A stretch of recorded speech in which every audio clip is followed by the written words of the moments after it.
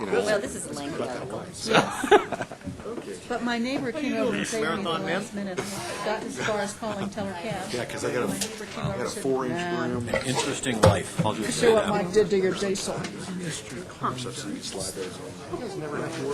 have a question. It's not usually fun. No, I'm sure you were just fine. I haven't really had a chance to stop enough to make that assessment. So I understand that. Of course, That's why we I'm pay dumb. big buck swelling. No. My concern was that I had a neighbor who thought he could Good at help. auditing. He was trying to help. And Well, sort he of. kept saying, let me see what Mike did to your Moments of diesel. stuff. I'm thinking, Christo gives a funny. getting under the hood, this is serious. Oh, that's the one they wanted to put all that husband will canvas never over the forget river? Oh, that'd be, So you guys gonna be throwing some fruitcake around? I thought you had to be anointed to put a hand Mike, on but one what of they those. wanted to do for so long, what's that? Weather. It's gonna be I don't know. cold out there. It's not supposed to be, they're talking about 38 to 40, no snow. We've had a couple of times where it's, To. been ice out there, so, I don't know. yeah, it won't be too bad. And no wind. Doesn't turn into a chunk of ice as it's whistling. My husband is don't let anybody else. Yeah, we were concerned about it for a while, we're like, Now, okay, unique no snow, we're okay. Do now help. No, We just tried it's gotta to. be, above 20 or 30 or. Didn't somebody protest that? Were you looking for like 85? Wasted. Somebody, there's Somebody gotta be did an one year. organization somewhere. Well, that's the reason why we don't have the cannons, the big air cannons anymore, because it was throwing the food up into the mountain, and people were going crazy because the deer were eating it, so, and I'm like, well, nobody else wants to eat the fruitcake, I mean, let the deer eat it, The birds, maybe. but no, We're getting on it all the time. Can't be Travel standard no model, more. which is multiple stuff travel. So you like you do a couple things in one trip instead of trip here, trip there, and trip there. they So did, But yeah. I've gotten to That's- the point Well, they were firing some of I got to they were firing some of them at a quarter mile. Oh, Up in the mountain, so they were caught him a year ago. yeah, they were like eight Well, pound don't turn it up. they were firing out those air cannons. Oh yeah, they were bad. What's Garden of Gods? I go, no, that's Glen Erie. Yeah, You there can't were put some it big there. ones You're they like, throw. and then they had Upper Skyway with a couple thousand shots. I go, where did that come from? Oops. The only thing that makes me feel good is we fund the 22nd You got that year. because that was the motto of this.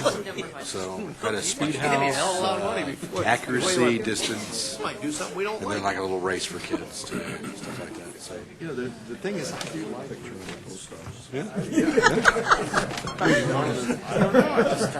We've had some top ends.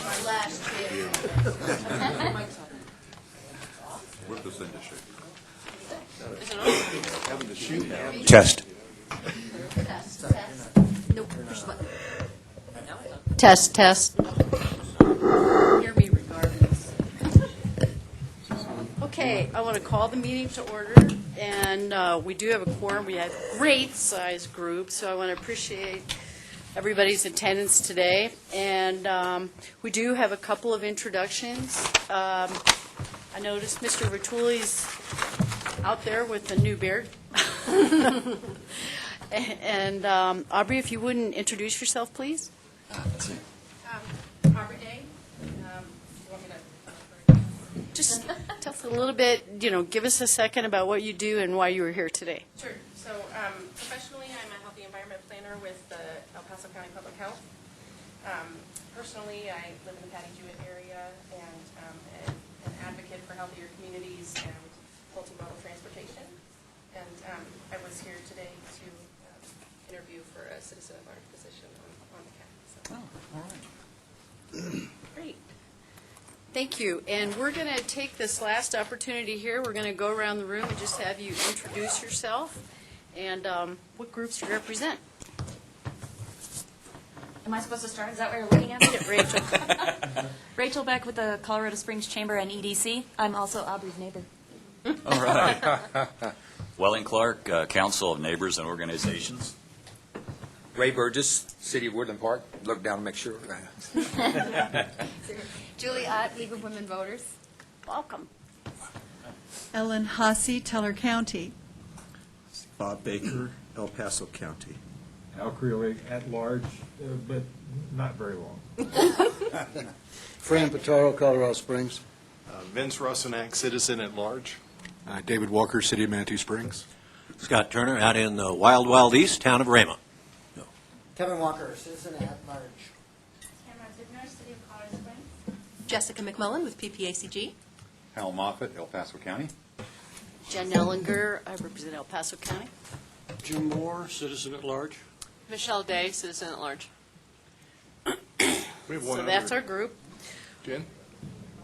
Yes, sir, we have, Oh, Pete over in the corner. There's a guy behind The one you stand oh, forgive me, that's Pete. the. Yeah, I can remember his name. Peter Gillespie, PPAC. You can't even believe, Peter, how we discussed lift stations today, so. And our learning curve. Okay, we have consent items on the agenda, and what I have, thank you. Didn't want you to forget who you were. While the agenda and the minutes, and we got a revised agenda in the mail, only because we'll pull the citizen at large membership approval out of that, because you all didn't have information prior to the vote. It needs to be a separate item in the agenda. So we'll actually do that just following. So we'll have it be the issue after, was the revised agenda, is that where it fell? That's fine, I just Yes, picked that up. good. Number No, three. it's not- Okay, so regarding the agenda and the minutes, can I have a motion for approval? So move. Bob Baker. Hal Moffett. Okay, all those in favor, say aye. Aye. Opposed? Great, thank you. Citizen at large membership approval, we just went through 3 interviews, and I'm going to have Tamara discuss the interviews and what we decided and what we'd like to bring forward to the group. So we had 3 great applicants, which was really nice for us, and we enjoyed meeting everyone. Individually, they all have different experiences and qualities that they could contribute to our board. However, we have chosen to recommend Aubrey Day. We feel Aubrey will bring a fresh and new perspective to our board. She is from the city of Colorado Springs, and she brings in the health sector experience with her, and also currently involved with the city of Colorado Springs Active Transportation Advisory Committee. So I believe that she'll fit in really well with us and really contribute to what we're trying to accomplish here. So that's our approval, I guess, or we put that to approval, right?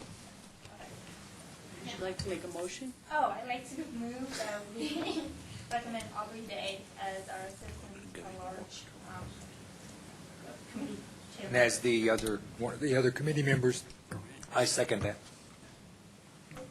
Okay, any other discussion or questions? Okay, all those in favor say aye. Aye. Opposed? Carries. Welcome, Aubrey.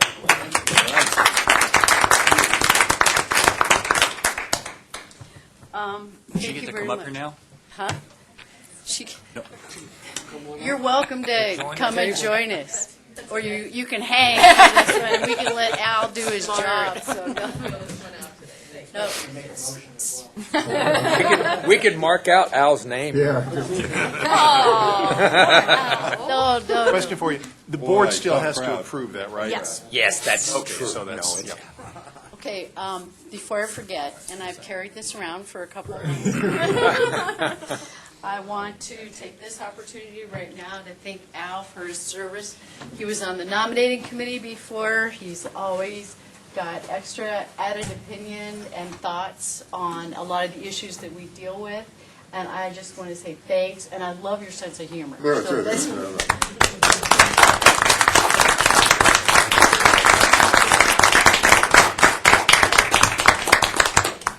Here, Al, I'll take care of this for you.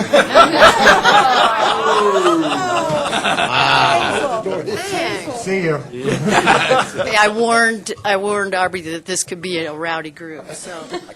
Okay, any other public items not on the agenda? Okay, we'll go ahead and move on. The January Board of Directors report.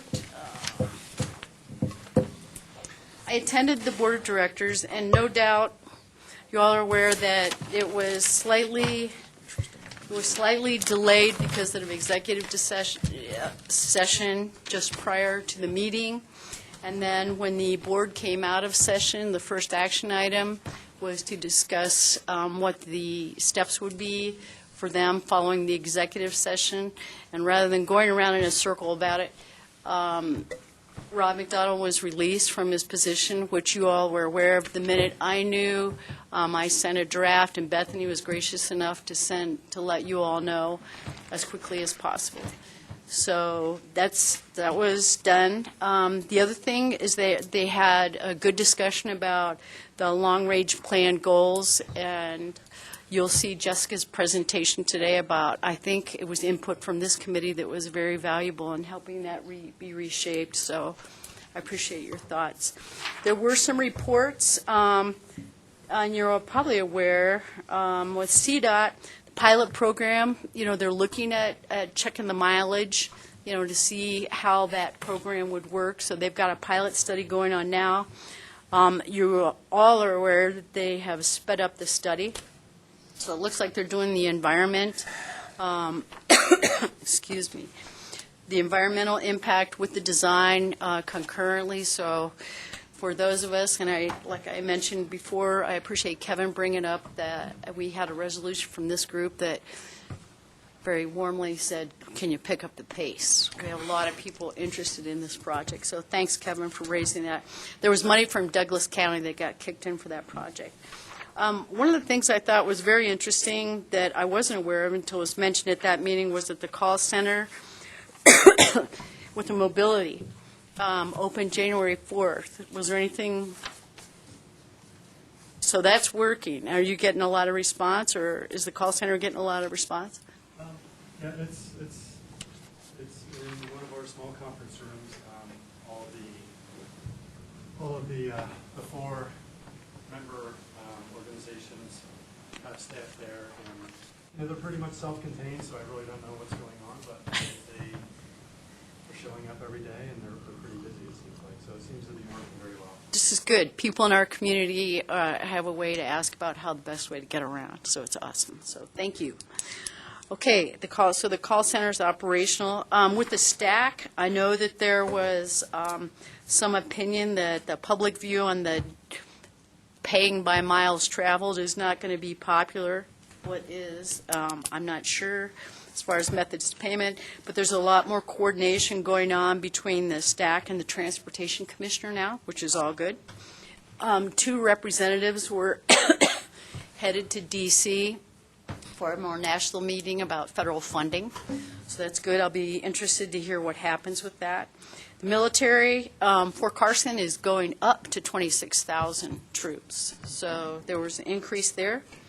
Air Force Academy, there's going to be an exercise in February where they will close the Santa Fe Trail, so keep your eyes peeled for when they're going to have that exercise, because if you're a hiker or cycle that, you'll want to not get stuck.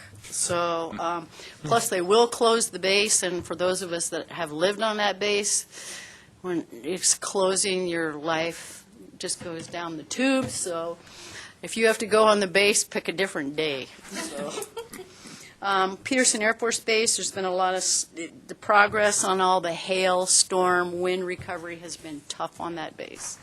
So it's going to be slow going trying to get those projects finished. And that was pretty much it. Yes, Vince. Do they mention anything about Craig? Pardon? Craig. No. No, because that's really a human resources issue. I know that one of the employees was, I have not heard or have been told. So I know that one of the employees is back to work. That was Beverly. part of that, Beverly, Majeski. And then, but I don't know about Craig. So forgive me. If I knew, if they told me, y'all would be the first for me to send an email. So we may hear from Rick later on. He's hoping to be here. The acting director. So I think that's something you can feel free to ask what the status is. Okay. All right. Officer elections. Okay, we did. Ellen, Hal, and I had a conference call. We had 3 really good people interested in serving as officers for the next year, and the group nominated Jim Moore to serve as chair, Kevin Walker to serve as vice chair, and Michelle Day to serve as second vice. And if you all have any questions about that, or Jessica, did you want to cover anything else with this? Okay. I won't move, but if one of you all would like to make a motion, please. I You guys are never this quiet. I so move we accept that slate. Second. Okay. Any questions or grilling or any other nominees that you'd like to bring forward? Are they providing speeches? I hope not. No, I'm kidding. Is there an inaugural ball? Fabulous idea. Oh. Are you hosting? I wasn't inaugurated. Open bar? No, the president doesn't host the inaugural balls. People host them for him. Whoever gets elected, we will give them a round of applause. That suffices. Any other questions of the nominees? Okay. All those in favor, say aye. Aye. Opposed? Great. The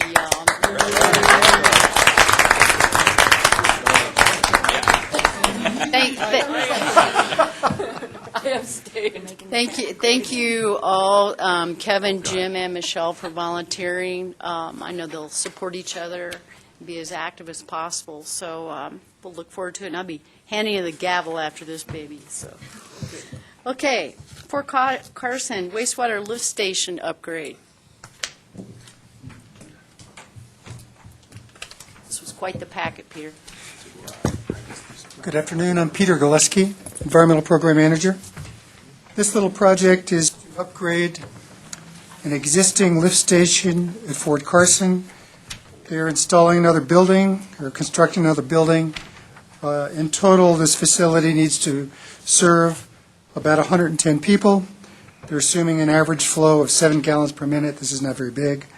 About 10,000 gallons per day. The existing lift station is not permitted because it's under 2,000, so they're upgrading it. 2,000 is the threshold for which it needs to be permitted.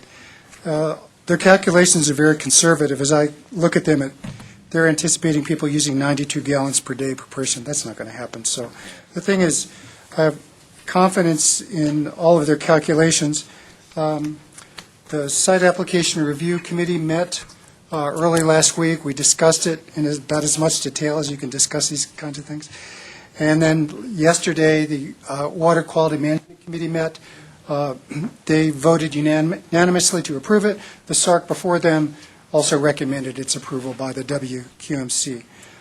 This fits in with our 208, Section 208 Watershed Management Plan. There's really no issue. Questions were raised on the technical side.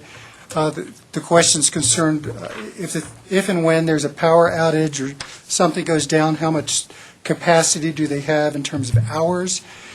And the answer is they have about 4 hours of storage capacity. And so on the various committees, we all scratched our head and said, well, that's not very much.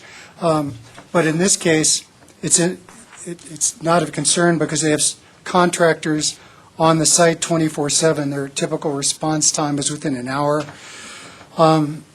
So 4 hours is plenty, and worst comes to worst, even if they couldn't respond and the thing went down, they would simply shut off the plumbing in the building and say, guys and gals, use the bathroom across the street, and they could conduct their missions without interruption. So it's believable, fully believable, the 4 hours of response of downtime is fully sufficient. So the calculations all look good. Again, the SARC and the WQMC recommended its approval, so I'd be happy to answer any questions you folks have. Yes. I have a question about the unanticipated bypass event. When something like that happens, and this 3.4 million gallons of wastewater discharged into Clover Ditch, who I don't even know where that is, but 3.4 million gallons, and given the EPA's action against the city and Pueblo's attitude towards what flows downhill towards them, what did this have any impact on that EPA lawsuit? Not to my knowledge. I'm pretty confident the answer is no, but I truthfully have to say not to my knowledge. 3.4 million gallons to me and our toilet flushing sounds like a lot of water, but it isn't very large. Is that what you're saying? This facility is not very large. It's not going to contribute 3.2 million gallons. If it goes down, they're going to fix it right away or shut it down until somebody does. So this is serving maximum 110 people in 2 buildings. So kind of visualize that. And to expound upon what you said, they will not go across the street to go to the bathroom. This is a government facility, so they send them home. You don't have to come to work today. I understand that concept, working for Fort Carson for so many years. Okay, any other questions? That's what will happen. Yeah, I had one. Being a resident of the Fountain Valley, we're a little sensitive Yes. to our water quality down there due to some recent issues that Sure. we've had specifically with the EPA. And so my question actually goes to the excess capacity that you have in the treatment facility. We're aware of the fact that we're bringing more troops into Fort Carson. We're aware of the fact that there have been more building contracts let to house additional personnel on Fort Carson. And so this is probably the first of several to come down the pike over the next few years. Yes. What's the excess capacity of the treatment plant itself to handle the increased flow from these lift stations? Well, I'm focused on this one. It's in appendix, I think it's G. The treatment plant has plenty of facility to handle this little uplift. Right, and this is a very small drop in the bucket. Aggregate, as they come in, I don't know the answer to that question. I'll evaluate them as they come in. I've just got another one on my desk, so I'll have another project before you next month.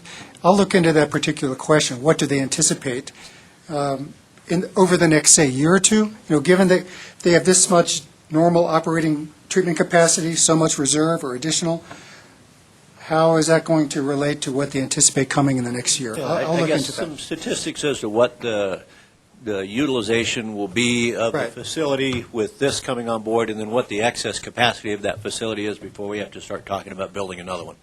Thank you, good question. This is not going to impact that. That won't even be Understand a rounding that. error, but it's a great This question. is the first step in many, Yes.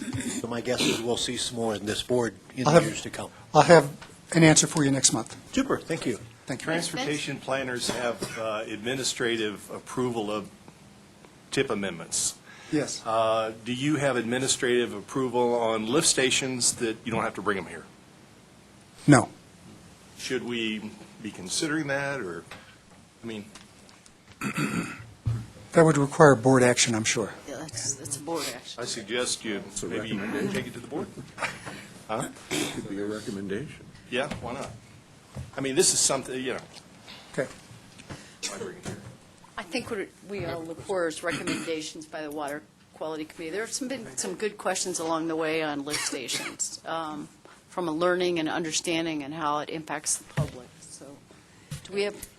I'll have it. Yeah, I was just going to make a comment. The one thing I noticed in this was what you raised, which is the 7-gallon per minute average flow, but a 4-hour downtime as far as storage capacity. Yes. And as you said, that seemed very low. I'm kind of used to most projects, most engineering projects being oversized as opposed to undersized. Yes. It's only a 2,000-gallon holding tank. It's Yes. not large by any standard. Yes. But there is comfort in only having that type of capacity. I know that maintenance crews say, yes, we can keep things going, or you don't come to work, per se. But it just seemed odd to have a relatively small holding tank. I would agree. Normally, I would recommend and like storage capacity on the order of days. But in this case, it's crawling with people. They have an audible alarm that is loud and obnoxious, big flashing light.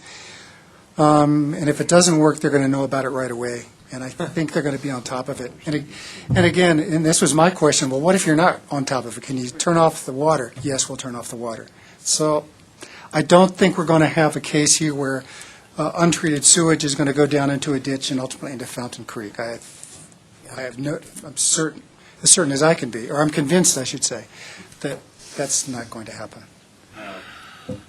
You'd also mentioned that there's more lift stations coming. Are Yes. they going to be similar to this one in terms of smaller, handling 2, 3, 4 buildings, that type of thing? Or That's my understanding. I have one on my desk I got yesterday. I haven't opened it yet, so. Is there a precedent being established for having such a small holding capacity? I don't know, but I'm going to be heads up on that. Heads up on Those would be my comments based We, upon. that was the main discussion we had in the SARC and WQMC. I know we're going long. Bethany's giving me the eyeballs.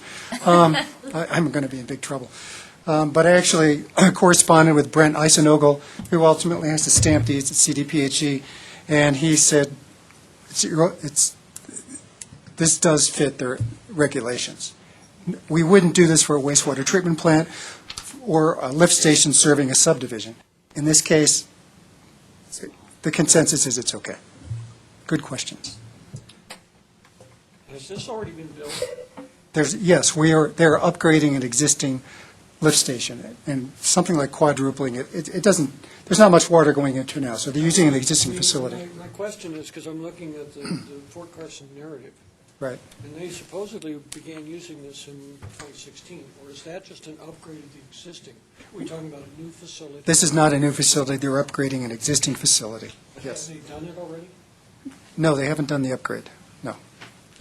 Okay, well, I guess I'm confused about it. There's no correction as far as I know. I'll look into that, but Okay, but their narrative says November of 16.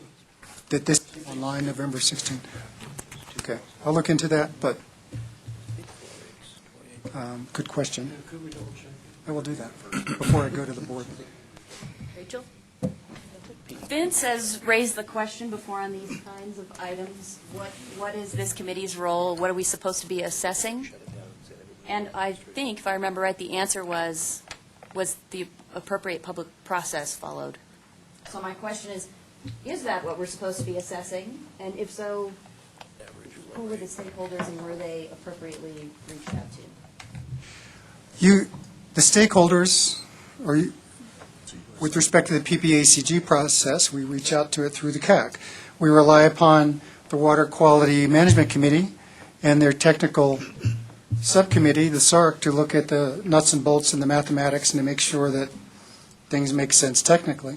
We present it to you folks because you're out in the community and you come from all walks of life. So this is our outreach for our part of the process. PPACG is one signature among many that an applicant has to have before they get final approval from CDPHE. But it's a subject of future discussion, I suppose. Does CAC want to continue to take up its time with these things? Would you like to get rid of it altogether, or perhaps just focus on, have us only bring substantial projects like new wastewater treatment facilities or major expansions of existing wastewater treatment facilities and the like? But yes. Or another option would be several CAC members be part of that committee. I would welcome all of those things. I'll look into what it would take to do that. So ultimately, the gentleman is going to see all these drawings and Yes. report is responsible that all criteria and Yes. standards are met. But I do want to follow up on Al's question of, is this the appropriate size? I know we said no precedent. Is there a way to get to design criteria or just the standard with this size of Yes. Can we get that? Because I can't really recommend this when I have no idea if this is the right size or not. I understand. I have those. Okay. And before I presented it to the Water Quality Management Committee, I forwarded those to everybody. So they looked at them and said, well, it has enough latitude that in this case to accommodate this. I'll be happy to provide that to you, if you like. You know, Or you can send me an email. you tell me that you read it. And Yes. Say, yes, this meets the capacity. This design meets the design criteria that was required for this specific project. That's all I personally. It does.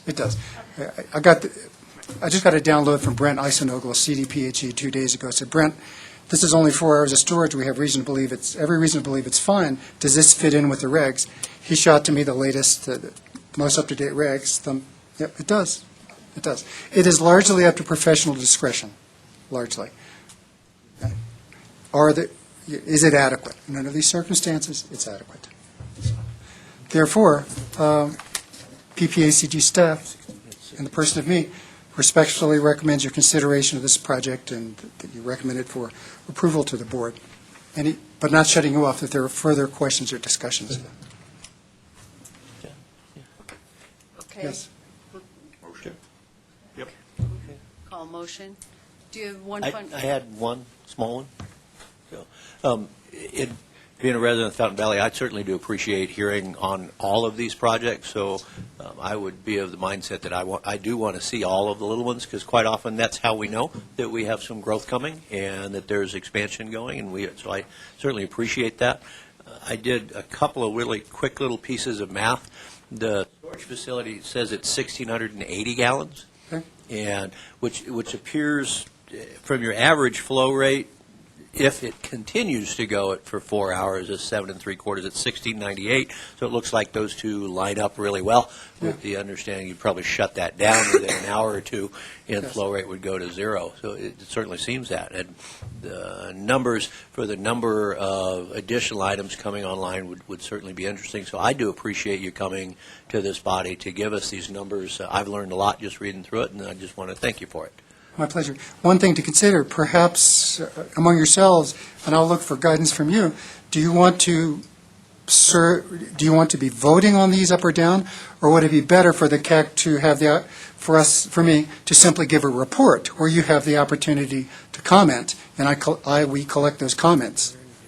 You know? Just briefly, I'd like to share that having the opportunity to review the submission and ask questions is valuable, and I agree with Scott that the more we're aware, the better we're able to take information, at the very least, back to our communities. It affects us long-term as well. So, yes, I like having it come to the CAC. I also like tomorrow's idea of considering having a subset of CAC people available at your end of the meeting process review before you come this far. It may be useful to actually have some input further back into the planning process. Or was that you? I'm sorry, Vince. It was you. Sorry. Very good. I will need to thank you. I'll respectfully need to rely upon CAC to advise me which way to go, and I'll be happy to carry that water. Thank you. We'll look at that as a possibility in the future, about how we want it as a group. So, okay, I think we made a motion. Yeah, I make a motion that the CAC approve for recommendation the project to the approval for the board. Second. Okay. All those in favor say aye. Aye. Opposed? Peter, thanks for coming in, entertaining all the questions. Thank you. Good afternoon, folks. Okay, we will put this as a forward item going, discussing how you all want to participate in the future in the lift stations and in any treatment, water treatment. It would be good if we had a liaison member of this organization with the TAC so that we were in the discussion of the lift station, because it always goes to them before it comes to us. And, that could be something that somebody else did on a monthly. At any rate, it would be a good way to kind of get to the issue before it comes here. Okay, good point. You know what, that's something we can discuss with the executive director, the acting. Okay. All right. Okay, we're going to move on to the next item. It's the Unified Planning Work Program Amendment. Good afternoon, everyone. Kevin Reyes, Transportation Planner here with PPACG. On your agenda, it says Ken Prather would be presenting this item. He is now our acting Transportation Director, so he had to be at another meeting, so I'm filling in for him on this item.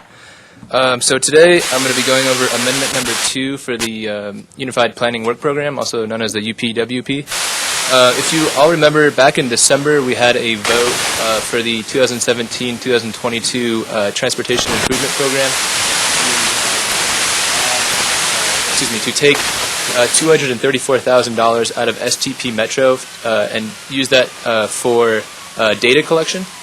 And that is something that PPACG is doing with the City of Colorado Springs. We had that approved by the board in December.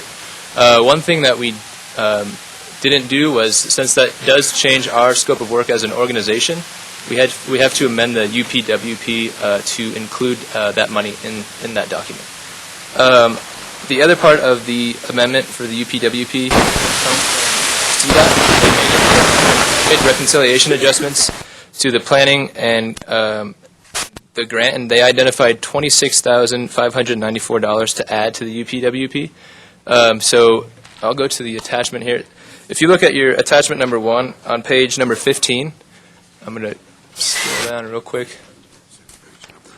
It'll outline exactly what money is going into the UPWP. Your page is smarter. You don't have page numbers? Your sections. Let's see here. Figure 4? Okay. It's I don't have a section on mine, but it's figure number 4. I also have it up here on the It's 2.4. Okay, thank you, Rachel. But it's also up here on the screen as well. So as you can see here, so there we go. So here on the left column, we have the federal amount of money that we have. $6,000 made by CDOT. The TIP is back in December. So this side is the federal, and then the $5,000 is the local match that we're providing. It's in kind that we're going to be doing as staff, and then the $48,000 and the $396,000 are also both local matches, and the $396,000 is coming from the PPRTA. And as you can see, we're providing more of a local match than is necessary, just to make sure we have sufficient funds to do this data gathering.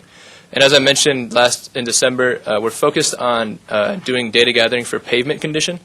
We're also going to be adding data gathering for aerial, I'm not sure the term, but aerial photography of the region as well. And so that's kind of what the money is going to be used for. So that's why we're adding a little bit of an extra local match. So hopefully this makes sense. Again, the reason that we're amending the UPWP is because we had to amend the TIP, and then also CDOT reconciled some money as well. So do you guys have any questions on that? Okay. Rachel? 2 questions. The first is, what pot of money is the PPRTA match coming from? That's a good question. I actually don't know. I can follow up with Ken and ask him about that. Do you know, Scott? Aren't you on that committee? Or, On sorry, I'm RTA? putting you on spot. Yeah. Only as a representative of the senior center, and I'm no longer on the senior center board. I've turned out after 9 years. Okay. The other question is, did the TAC hear this item? I didn't see the TAC recommendation, if it was in there. Did he? Yeah, I think he did. I'm sorry if he didn't.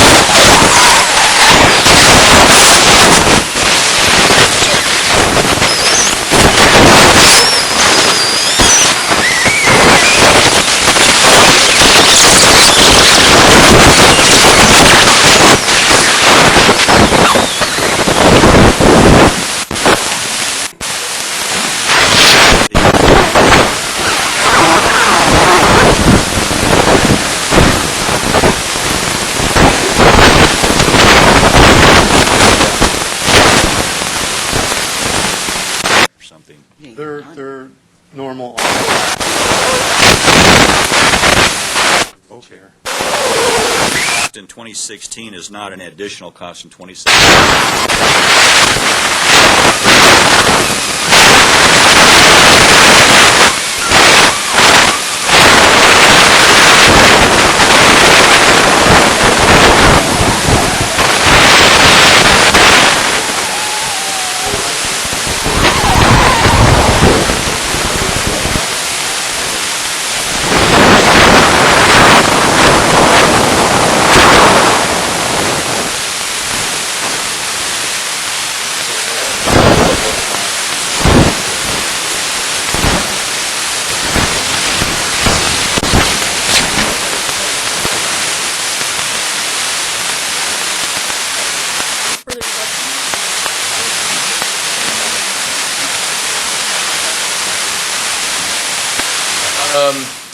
I honestly just heard about.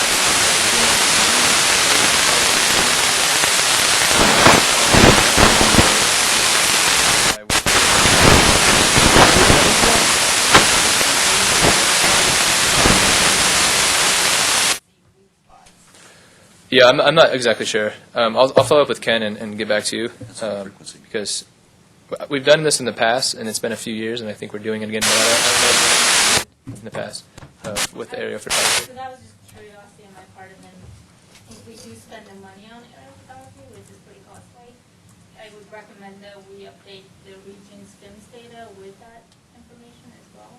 It's a great idea. With the what? The FIMS data, so. Okay. I'm sure that they will do it anyway, but. Broader.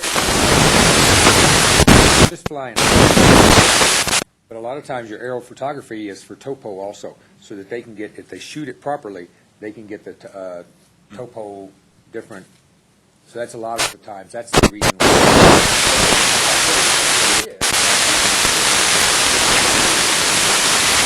it's going to be more than I know that exactly what we're trying to look at.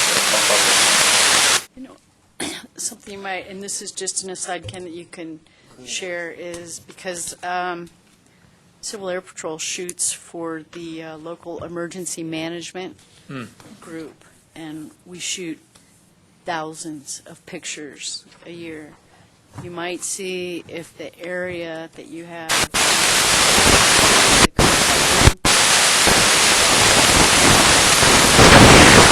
Okay. So Yeah, it's not a bad idea. it's already done. It's not going to cost you anything except for prying it from the city. Yeah, absolutely. Yeah. I'll follow up with you on that. That's a good point. Hey, Hal? Yeah, forgive me for this. At the meeting, I think last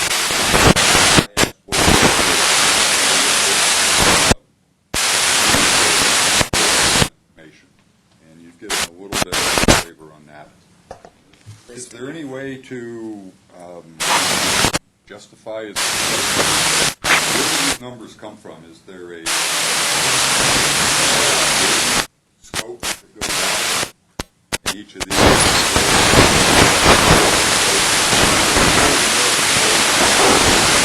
Whatever the total is it the right number? Is it high? Is it low? Is it? Are you talking about just general Yeah. for the UPWP? Do we think that this is the right amount of money to spend, and why? I guess would be the. Yeah. Jennifer, do you have any idea? Well, I think it depends on the kind of typically we have to get 3 different bids as a process. And some of it's just estimates based on the past cycle, what really addresses inflation or materials costs. But I mean, most of these types of work that are in the UPWP have been done in the past, so we have some sense of how much they should cost. For a budget Thank you. protection then. Yeah. Thank you. Okay, Scott? Ken, I always have a difficult time with this, and I just get kind of focused on the numbers. So I just wanted to ask a question. At a figure 6, the fiscal year 2017 budget, the 2016 budget was $1.6 million.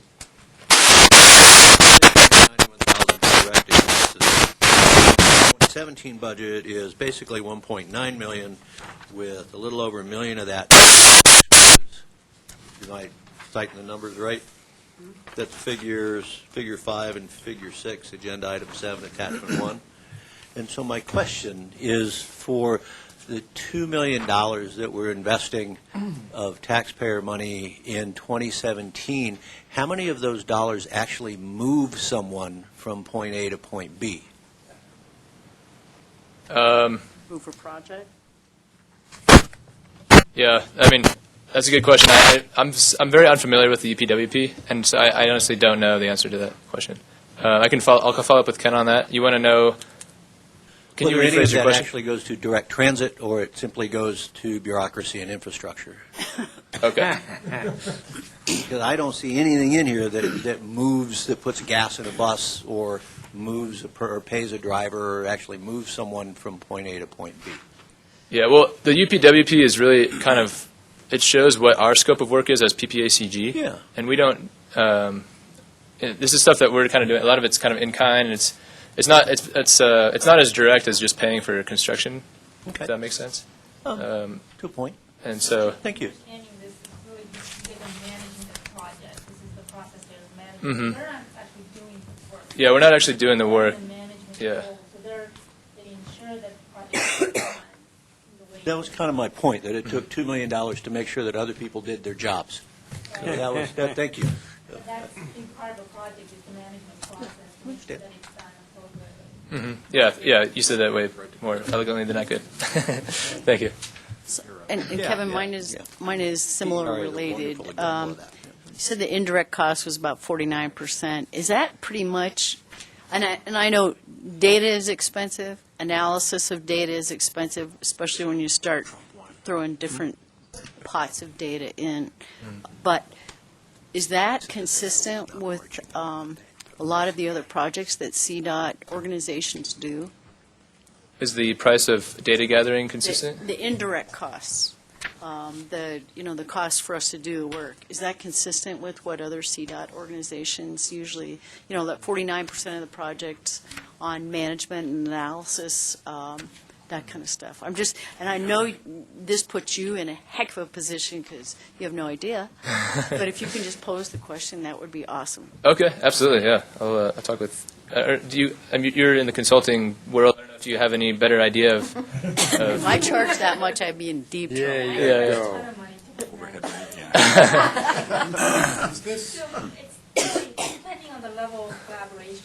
Right. And so what sounds like, and correct me if I'm wrong, I don't want to make any assumptions on who's role in this, but they're really basically the one that's assigning tasks, managing sub-consultants all over the place, and doing payroll and all the financial aspect of it. That takes a lot of time. So the fact that we're saying 49%, I don't know if that's high or low, but I'm not surprised by it, is maybe what I should say. If you think about it, the city engineers and Carlson utilities, they spend 100% of their time managing projects. They're not the one actually doing necessarily the work, but they're managing making sure the actual trucks are being loaded and, data is being gathered and processed and so forth. And not to mention the reviewing of all that data is also on PPACG's responsibility. So am I overstepping your responsibility? But that's my understanding of it. Mm-hmm. Yeah, no, I think you're right on the money there. Yeah, absolutely. Okay, any more questions? Okay, can I have a motion, please? I think that we recommend this. Second. Okay, all those in favor say aye. Aye. Opposed? Okay, thanks, Kevin. You can just keep on. Thank you. I'm up next, so I'll just stay up here. I just want to make sure that there were things that were asked for. Who's keeping track of that so that? Well, I wrote down a couple. Kevin? Oh, I have it written down here. Okay. You have? Yeah. Okay. Thank you. If you can let us know, I'd appreciate that because I think that helps us learn how that gets used. So. Yeah. Do you guys prefer just to have a mass CAC mail out or just an email to everyone? Sure. Okay. Absolutely. Okay. Go ahead. Okay. So, item number 9. Yes. So, the 2017-2022 Transportation Improvement Program. We are now on amendment number 6. Amendment number 6 is coming to us from Mountain Metro Transit. They are now going to be putting in their federal funding pools for FTA programs 5307 and 5339. And these, let me just zoom in here. Let's see, attachment number 1 has the funding pool totals that we're going to be adding into the TIP. These are not specific projects, but they're just the funding pool totals that we're adding into the TIP. And I don't know if Brian wants to add on to what I'm saying, but it's pretty straightforward. Okay. Go ahead. Forgive me. I had to get something to drink. It's remote facilitation. Same question, did the TAC hear this item and what was their? Yes, the TAC heard this item and they recommended it for approval. Thank you. Mm-hmm. Okay. Any further questions? Okay. May I hear a motion, please? So moved. Second? I'll let Fran take it. Second. Did you get that, Bethany? Okay, all those in favor say aye. Aye. Opposed? Nay.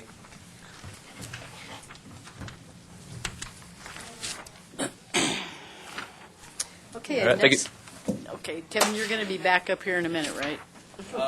Maybe longer than that, but I'll be back then. Jessica. It depends on how long this takes. Oh, that's fun. So, long-range transportation plan goals. We saw this last month. Feels like last year already. It was last year.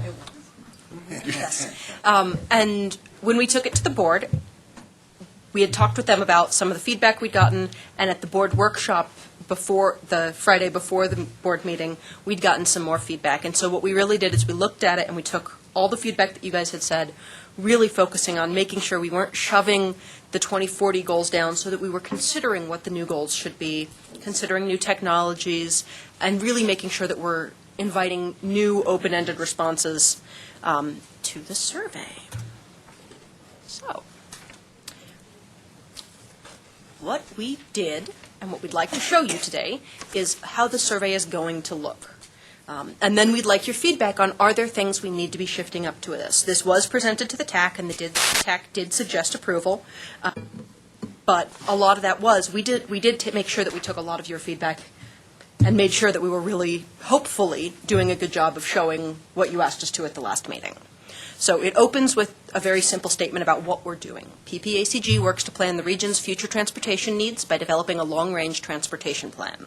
The long-range plan considers social, demographic, and technological trends that may impact transportation needs 30-plus years into the future. We need you to help us develop the goals for the 2050 regional plan by telling us which issues are most important to you or may be most impactful in the future. The survey includes opportunities to comment on goals 2040 plan approved in 2014, as well as several spaces to add your own goals into the future of transportation. Taking the time to complete, and please share it and encourage others to share their input as well. I will add that that actually goes 12 times as much for all of you. You'll get an email with the link to this as soon as it is approved by the board and goes live, or when and if it is, so that your individual contributions to your groups is what will get us our responses, and that is the way that we will hear much more representatively from our communities. What is the timing of going live, per se? It's fully dependent on the board approval. Once the survey is approved and is allowed to be released, I'm hoping to release it the next day. It will run for 6 weeks. And then what we had heard was a concern that we were really going to push people into old goals, that we weren't really going to be looking at taking feedback. So what the transportation team and the communication team have suggested is we'd like to get a working group of the TAC, the CAC, and any board members, and some major community stakeholders involved in transportation, like the Chamber and EDC and some others, to do a working group where we review those survey results with anybody interested in those groups and say, hey, are we all agreeing that this is what they meant when people added this comment? Hey, do we need to value this at this level? So, and that's going to be the stage 2. So it's survey and then working group to review those survey results. And then it will go to the next stages. So once it's approved by the board, then it goes out? It'll go out in public, and you'll all get a copy, and we'll ask you to pretty please share it, and it'll go out for 6 weeks is our plan. Our goal is to get 700 to 1,000 responses. That, by the way, is an obscenely large number, and will be very hard to do without your help. So Send this link to this survey. To the survey directly. To our emails directly. Yes. You'll all get it through your CAC, and then we'll be promoting it through Facebook and social media and other things. So our survey opens. One of the things that we heard most clearly from you is don't pigeonhole people into the 2040. So we started with, what do you want to see happen with transportation in our region in the next 30-plus years? Open-ended question. We know technology is changing our world, including roads, bike and transit options. What things do we need to make sure we're considering when we're planning for 2050? We made sure that this doesn't have anything but those 2 open-ended questions because of how much we heard feedback. And then it goes into the a little bit more predictable. As part of the previous long-range plan, the 2040 plan, we identified 13 transportation goals for the Pikes Peak region through public and committee input. The goals are listed alphabetically and are not prioritized in any way. Please look through the next 3 questions and tell us which goals we need to keep and what we may also need to add. Feel free to add comments, suggest new goals, or suggest alternative language for any of the goals in sections 6 and 7. So then it goes, yes? When was the 2040 plan put together? The 2040 plan was approved by the board in November of 2014. 15, sorry. These processes typically take several years from the very beginning of it to the end of it. And I'm just wondering if it would be worthwhile to engage people properly to specify when these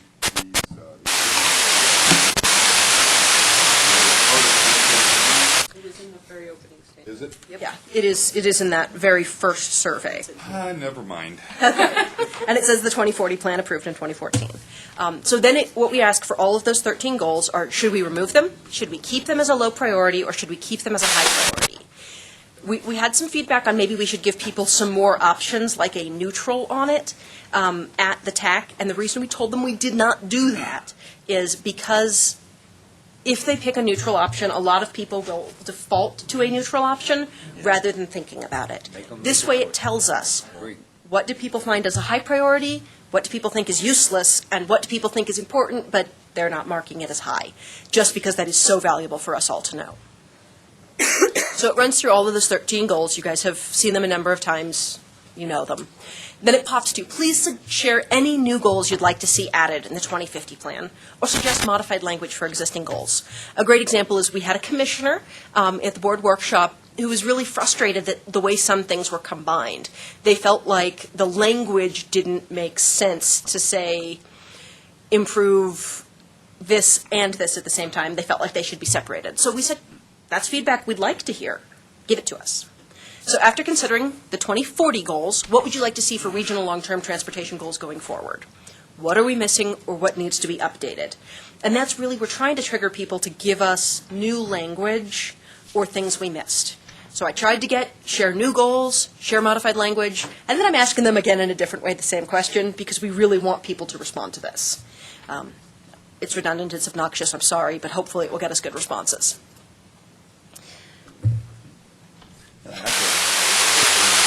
Initial opinions, then you're showing them information and may trigger ideas, and they're going to get some follow-on. Yeah, you tickle. Okay. Tickle that. That's So I can't manage to get it to let me show you on the screen, but I shall see it goes, the next page it asks for is your email address.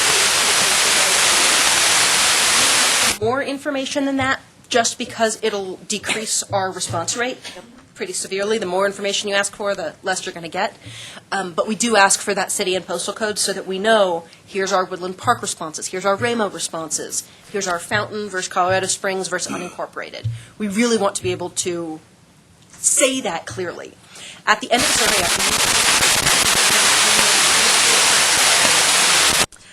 all 4 of those are required.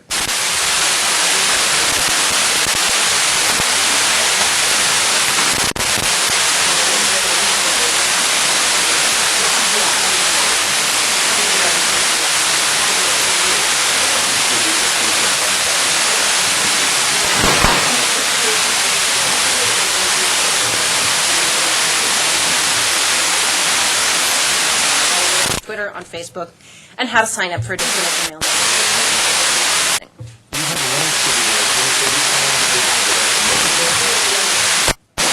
And also the goals, the existing goals as well? Yeah. Good. You give them kind of time frame.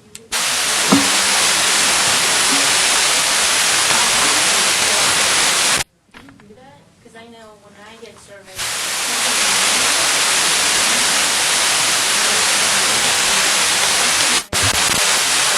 I may actually ask you guys to help me with that, because finding an average person, I have now seen this survey.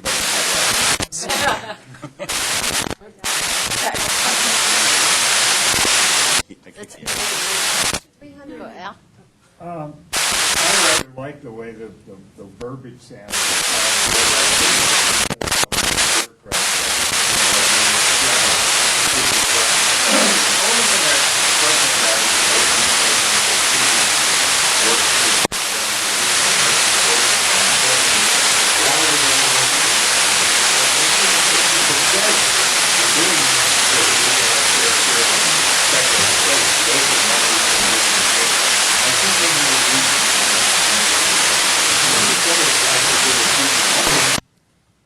people are likely to want to join them. Yeah, exactly. If you say, if you do this right, we might get more money out of CDOT. We're going to fill that thing Yes, out. that's what I. Agreed, yeah. Well, and I can definitely. Why do a survey? Why do it? Because some people are really, try not to respond if nothing's going to be done with it. Tell me why you want my opinion on This is this. to employ bureaucrats, they're not going to answer it, but it's more money that I think you'll get a better response. I will work to add a sentence relating to that before I present it to the board next month. Improve our transportation. Julie, did Yeah. you have a question? Yes. Before we go over? Just 350, that's your character field Yeah. for response? It seems really small. It does sound like it, and I actually looked at that. The 1,000 character field, which is the next one, is so huge that it's intimidating. So, But do they know how, oh, of course they know how many characters they have. because it counts down at the bottom of them. Can And run you the actually country on don't want them 140. to get And if they have like a full, It is Scott's feeling that paper-sized it's gonna be thing, we might get that, but not get their highlights, and we need their highlights, concise thoughts, the best that we can. So one other comment, I guess I didn't look at it so closely. Is there all my other thoughts are here that you didn't ask about? We kind of, I feel like we covered that in the last two, where it's like, is there anything we didn't get? Yes. Okay. Really like the way this is laid out, and it's nice to see that the county and the other governments are starting to get these things out. I'm pretty well connected, so I get everything. That's not true for all of us. And one of the groups that we want to entertain with this, because this is a future plan, not a today plan, is our millennials and the ones behind them. The Facebook page that we have now, are we going to use Facebook to push this out? I mean, you can target any audience that you want based on user characteristics, and I think that it's important that we go out and ask people. If we're simply using our email database, we're going to get a lot of people like me. That's who you're going to get. Active plan is to use connective, and then to do some paid social media. And that'll be paid ads on Facebook, specifically targeting both different locations and different demographics, and then spreading the word on LinkedIn, on Twitter, and trying to get people to help.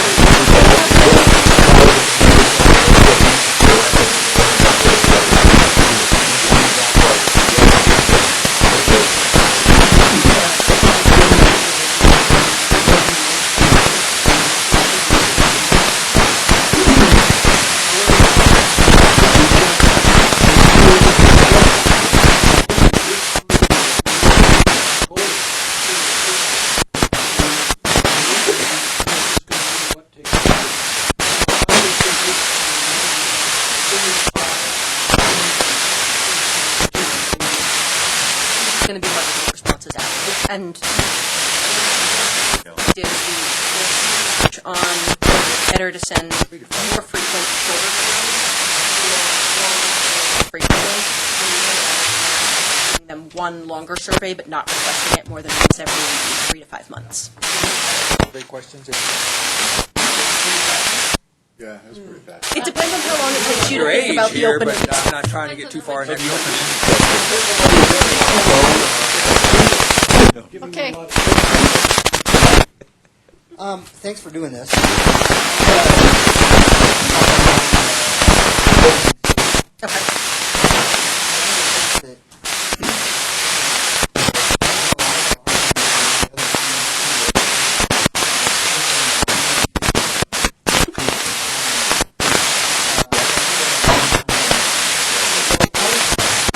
And just to give you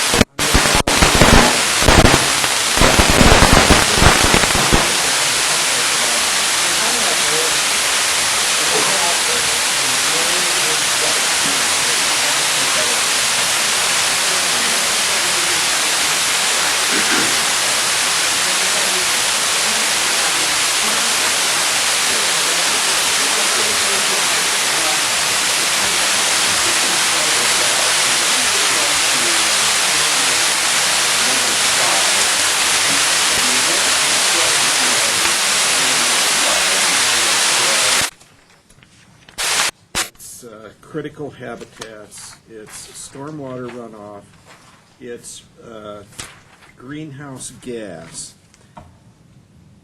By positioning them, even though I think we said it's alphabetical. Yeah, it's just alphabetical. I wonder if that, because it's last down the list, if that automatically will create a bias that would not move maybe those things forward because of their position in the kind of the layout. By that logic, and I understand where you're coming from, no matter what order we choose, that happens. I mean, people have their own ingrained biases when they look at things or orders, and I think no matter what order we choose, it's going to happen. So I don't know that there's one order better than another.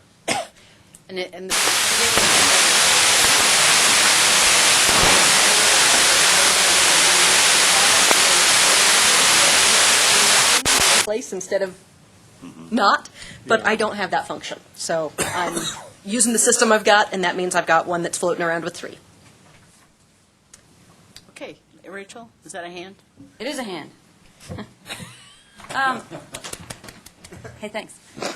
I think we're getting a little in the weeds here, and I want to bring us back up to a more strategic viewpoint, because I think the issues on this topic that the committee discussed last time were twofold. One is the matter of framing the conversation in terms of goals that are at least 16 years old, and we're still doing that. In fact, we're quite upfront about it. We say, here are the goals from the 2040 plan. What do you think about them? So we're still, as Courtney put it, making that sandbox, or whatever that eloquent statement was that she had. So I'm still concerned about that, and I think that after using those for 16 years, it's time to go back to the drawing board and start from the base level. So that's one. And then the other is, I think that surveys are awesome tools. So this is probably one of the larger parts of the strategy for public outreach on the goal. But I think that we really need to know what the overall strategy is.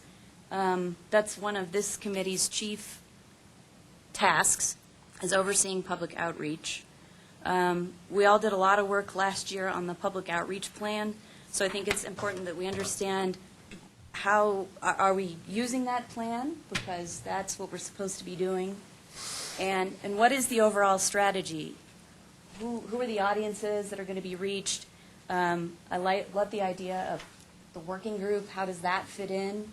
As Scott pointed out, what are the different ways that this survey will be circulated? What are the different tactics that are going to be used? I mean, this is just one tool, just like email newsletters or social media ads or a speakers bureau. And so I'm concerned that we are fixating on this one tool, and we don't understand how that fits into the greater context. What's the larger plan? Well, and that part of it is, this is a very early part of the plan. The 2050 plan is going to take several years to do, and this stage of it is where we start. And the reason why we're just starting with a survey, we want to push out and see what comes back to us. see what people respond, see what things. That'll tell us who doesn't find out about PPACG. If I know that I don't get a single response in the 70-plus age range, I really need to work on the Area Agency of Aging. If I don't get a single response in the under 20 range, I need to go talk to UCCS, PPCC, and CC and get us some more involvement. So part of the survey and part of why I am being so, in many ways, limited by just doing a survey, I want to see what we get. I won't know what we can do until I see that. And that is, and part of it is it's a constantly changing goal. You know, if I were aiming right now for 15-year-olds, I would figure out Instagram or something like that. I'm not. I don't. Sorry. But those are the things where we really look at. And the overarching strategic plan is going to be formed by what responses we get. If we know we've got major gaps, we know we need to come back and find a way to get those people's information. If we're not hitting the most likely voting demographics, we may need to do phone town halls. If we're getting them and we're getting people, we need to know who we're missing and what we need to be aiming for. And so that is part of it. And It's not a singular strategy. No. It's not a single, it isn't the be-all, end-all on coming up with the. No, and it's like we keep telling people, this is the very first step. This is our teeny tiny baby step where we're starting to tell people, hey, we're going to be looking at 2050. What do you think? Sorry, can I add something to that? Go ahead, Jennifer. Because it builds on what Jessica was saying. So I made this offer at the Transportation Advisory Committee meeting, and so I wanted to do the same here. So I already presented some of this information to. Should I come up? No, I can't. I already presented some of this information to the El Paso County Highway Advisory Commission. Tim Roberts invited me to come speak to the active transportation and the city's, it's escaping me right now, CTAB, City Transportation Advisory Board, something like that. So if there are other committees like that you think would benefit from kind of like a little speakers bureau, more in-depth discussion, I'm happy to come and talk to them, or perhaps some combination of Jessica and myself if they prefer that. Town council meeting?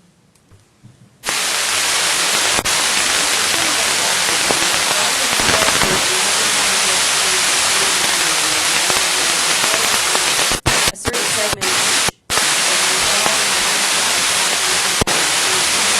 and then deliberately going and reaching out to them rather than just throwing this out here and seeing whatever we get. And if that is the strategy, I guess I would feel a little more comfortable if we could have that in one place, rather than, you've mentioned a couple things at the podium, Jennifer just mentioned a couple of things. We really need that in writing or in some sort of, we need the strategy, I guess, is what I'm trying to say. Are you asking us to give you some brainstorming ideas? No, Is that maybe what we need to Yeah. do, is have that?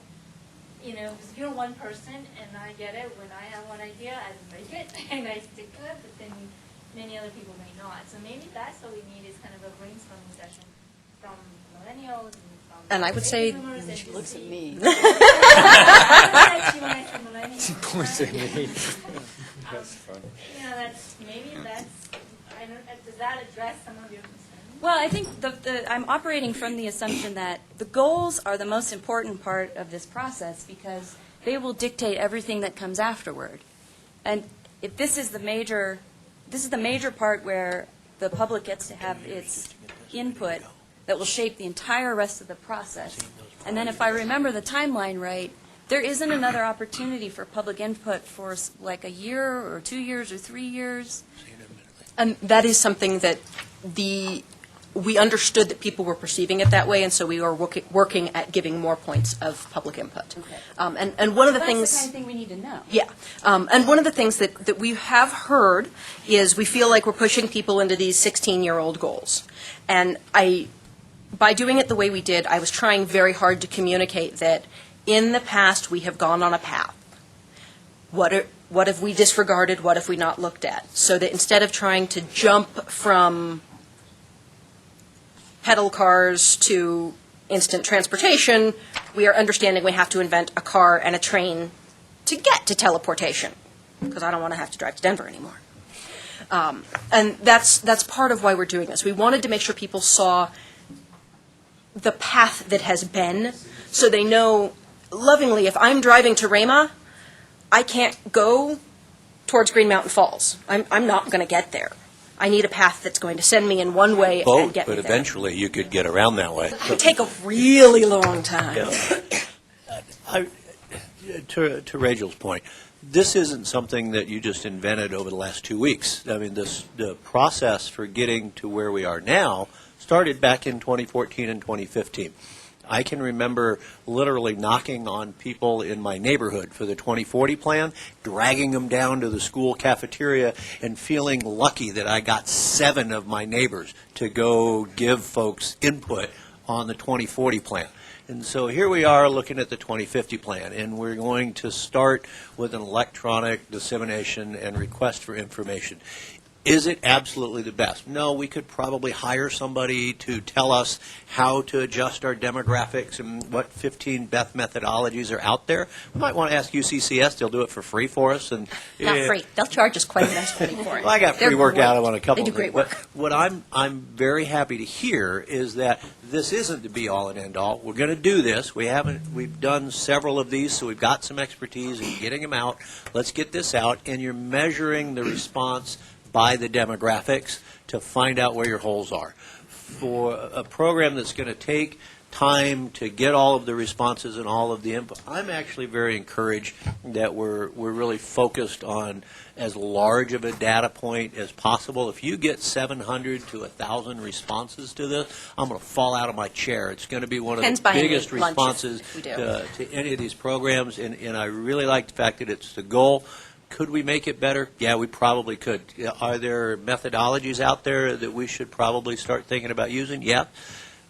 But there was a lot of public input requests to get to here, to get to this point, and so now we're at this point, we get it out and then continue that input to make the process better. A lot of work. Thank you. Let's just try and limit to a couple more comments. Kev? Oh, me? Did you have your hand up? Or is it I down? You forgot it. Wake up. So I think what Rachel's trying to say is that does this fit into this public outreach plan that we all worked on last year? This is just one piece. There's more pieces to it. Can we see sort of where that goes from here? I was encouraged by your comment that said that there would be a group of folks to be able to get together so that we can throw out these 13-year-old goals and do some more. Because that's what I wanted to do last month. I really hope stage 2 people all come. I'll wait for 30 more days. I can. Okay, Ellen? Just two points, not to lock myself in the 20th century, but there are a number of prehistoric studies done showing that human nature being what it is, people need to kick over a concept several times before they pause and respond to it.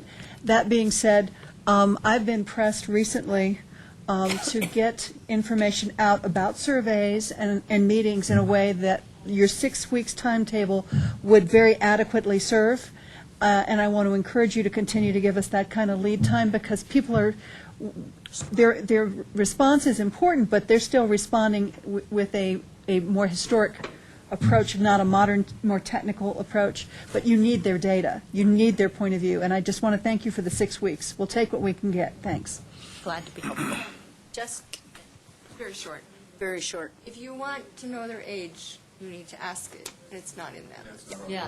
Okay. Demographics. Any other demographics too. And don't make that mandatory, because you may not get answers. Yeah, exactly. Or just put boomer, millennial. You can get some of that on Facebook. Anybody who clicks your links on Facebook, you get their data. So anybody who clicks the link through Facebook will give us good feedback. Let me ask you this. Are you able to, before this goes to the board, integrate the suggestions that the group had? Because I really thought that some of the suggestions as far as context, as far as some optional. Well, and my goal would be to implement them this week and send them all to you on either Friday or Monday so that you can tell me, hey, did I miss anything? Did I get it all? And then come back together and you guys can email me comments. Okay, are we good with that? Yep. Okay, so that once she sends this, if we get a quorum to say, hey, go, we're ready to go. I think we have to take the vote here. We'll take the vote here, Okay. but then I would hope that you would look Yeah. for at least some positive responses Yeah. from a good section of the group. And if I did get a majority of "we hate it all, light fire to yourself," I'm going to tell Jim to make you be nice to him. Well, Jim, yeah. Can I say one more thing? So to Rachel's point, I understand where you're coming from, and I think it might be valuable very soon to come back with a discussion of agree. what's coming next, because it's been a couple of months since we've talked about that schedule and that public participation plan, so I'd be happy to do that in the next month or two. And we can plan that, great, like Rachel had, that whole discussion about how we want to be doing public And get in a participation. group. Yeah, you can't. Can't reply all. You'll all be blind copied, so you can only send it back to me. Sorry, I mean. Okay, just send some thoughts, and if she make sure she got everything, because there were a lot of great ideas that came out of your input, and that's why I'm so jazzed when we get together and there's so much good input. So, okay, do I have a motion with the caveat? Okay, a motion by Scott. Second by Michelle. All those in favor, say aye. Aye. Opposed? Thank you. So now you guys, pardon? I was a name. Oh, okay. So our next item is website review. I'm going to try to be quick on this one, but that'll be much more up to you because this is a discussion item. PPACG staff is in the process of developing a new PPACG website for 2017. It's necessary to address some outdated programming on our back end and to design to increase engagement opportunities and accessibility for citizens. The goals of our shift are to improve the visual design and content structuring, making sure that we're within ADA compliance and that we're hitting some of the other necessary legal language on our website, which we currently are missing, increase engagement and awareness with programs requesting feedback, make core information available with a reduced number of clicks, and create a culture of transparency online. So we began updating this to a more modern coding language to enable effective communication, and we do regularly call this our hit by a truck plan. If Jenny, our current web person, were to be hit by a truck, we would really struggle to replace her. The language we're using is very dated. Poor Jenny. Yeah, poor Jenny. She's just sick. She's not been hit by a truck. So we've been trying to move away from Joomla, which is the current language. So we're seeking your feedback and suggestions on the CAC-related web pages, and generally your feedback on the new website look and feel. So, you guys are the second people to ever get to see it. This is the new homepage. We've focused it to be a lot more mobile accessible because that is something that we have heard is very necessary. More and more of us are using our devices rather than our desk computers. It's irritating when it won't work. And it's so irritating when it doesn't work. So what we start with is a quick overview of the programs. Flat line, at least. Huh? Yeah. It used to be a Band-Aid, and we decided that looked even worse. So then it pops through, and this page is very long. We will admit that it is long, and it is long because it is chopped into sections that we hope are accessible. Our mission, some tiny data about what we do. News and upcoming events. Committees. Look, you guys. Community Advisory Committee. It gives a link so you can jump months. It tells you when the next meeting is, and it lets you download the latest meeting materials. We'll be adding, and we don't have it on here yet, the bylaws and the roster in this section for every committee. And would you be interested in serving? That would be a great thing to add. I will make sure we chime that in. So under the committees, it comes up with 3 documents that we get a lot of requests for. Our yellow book, PPACG annual report, and the PPRTA annual report. I'm not quite sure why the PPACG is 15, but like I said, this is kind of it gives you a how to get involved. Sign up to receive information. That link will give you the option to sign up. I want to know about transportation. I want to know about aging services. I want to know about environmental. I can click all of the above, and I just want to know what's happening. We know that people get frustrated if they get information they don't care about. Our aging services may not care about environmental or transportation, and we don't want them to be burdened by it. We're going to have a section that says, what our citizens say, where we're going to take comments from our public comments, our surveys, our Facebook, our Twitter, and share them. This is one of the ones we got. Under that, it goes to our kind of regular information, contact us, any regular events. Some of that, here's how you use our website, HR employment, policy of non-discrimination, privacy policy, and obviously our little PPACG Twitter because you all want to know about us. So do all the comments show? No, they would be, we would move them on selectively. Oh, I was going to say. Yeah, no, Could be no. interesting. We're not making that open to the public, thank you. So we've got, yes, and it would be pinned at the top of that page. So our programs page gives a quick description about, again, what is PPACG, who are our members, and then what really are we broken into? Administration, aging, PPRTA, transportation, environmental, which is misspelled, and I'll get that fixed, and joint land use study. You'll notice that there's a lot of different things on the different pages. Transportation is the page that we've been working the most with because it's got some of the most comprehensive data needs, to be honest. And you'll notice their agency coordination is a beautiful picture of people you might recognize. We don't have a picture of the TAC yet, so they used yours. Hey, you're a committee. Each of these is broken down by what items we saw within the 2040 long-range plan. So each program will be similar to that. The aging program will probably be broken down by what are their major services.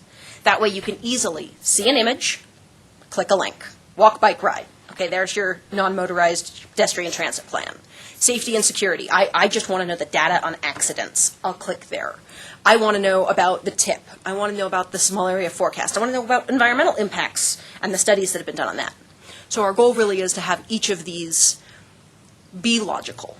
We will be counting click links for probably the first 6, 9, 12 months, so we can see whatever gets hit the most moves to the top. Whatever gets hit the least moves to the bottom. We understand that we want our website to be responsive to people's needs. Do you have a beta site out there that we could look at and make comments on? I can happily send you a link to this site when I send out the surveys information as well. And some of that is, we do want your feedback, but we do want you to understand we are still very much in beta. We're missing a lot of info still, and we're trying hard to make sure. So like the long-range transportation plan, we want it to have all of the former plans accessible in here. Right now, it's got a lot of text and not a lot of great information. And we know that. And so those are things we're working on, is giving things better pop-ups, better visualizations. So under the programs page, so under transportation, it'll again show you the committees, and you get CAC under transportation as well, because you guys make a lot of transportation-related decisions. So again, you get to see when the next meeting is for TAC or CAC. You get committee materials. We are, as I said, we're adding the bylaws and the rosters, and that isn't up there yet just because we're fighting. It lists the transportation staff so that you guys can email them easily, so you don't have to go hunt that contact and then which department are you really in? Are you in administration? Are you in? Yeah, we're not doing that. And then the coolest and most exciting thing that everybody should love us for, we now have a searchable library. It will default on the pages to, so on the transportation page, it's going to default to transportation items. You can then search in and search for anything, but it'll immediately pull up transportation-related images. If you're in the aging pages, it's going to automatically default to aging information. Our goal is to have the things at the top, the things that are either the newest or the most clicked, and from there, they will be text searchable. So that's one of the things that we've struggled with and that we've heard and we hear, so we're trying to fix it.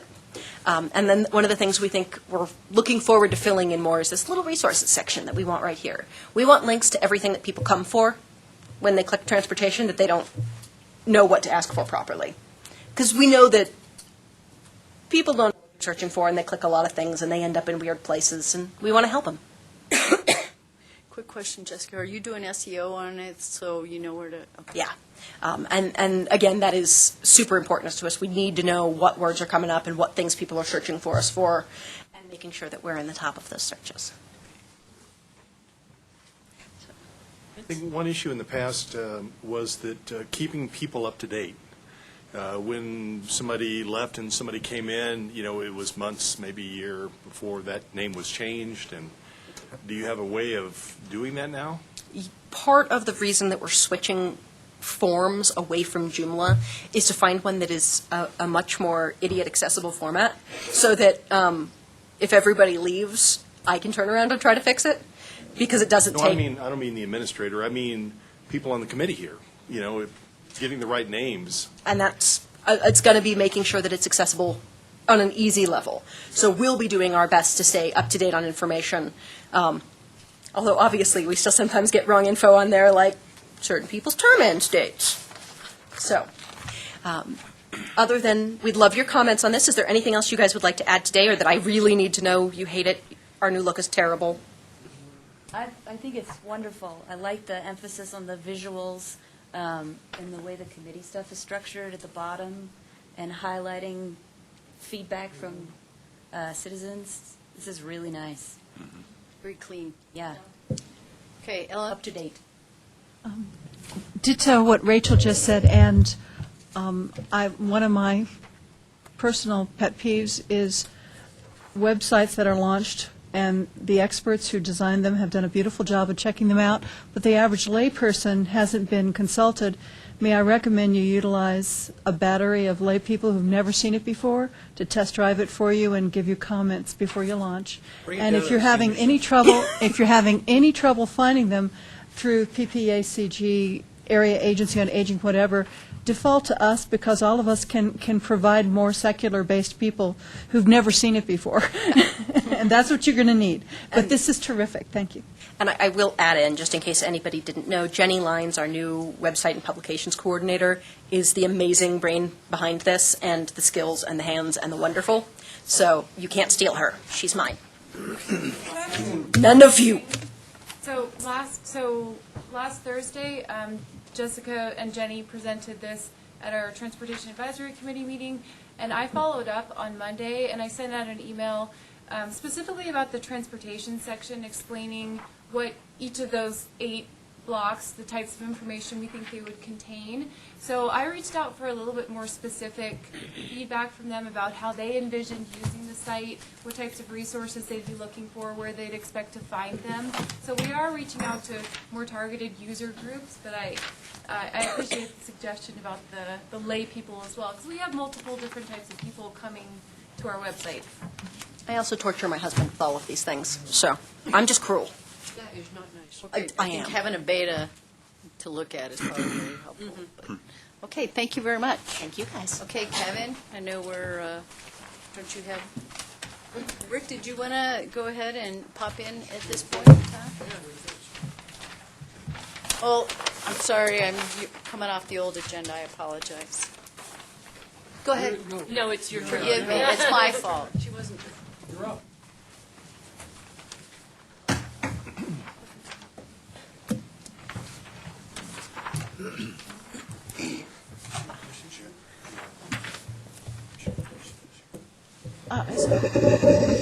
We have public comment time. Good afternoon. Would you like to introduce yourself to the rest of the group? I got to meet you at the board meeting. So. Yes. Good afternoon. My name is Rick Sonnenberg, and since early May of 2005, I've been the Pikes Peak RTA Program and Contracts Manager, and I still am.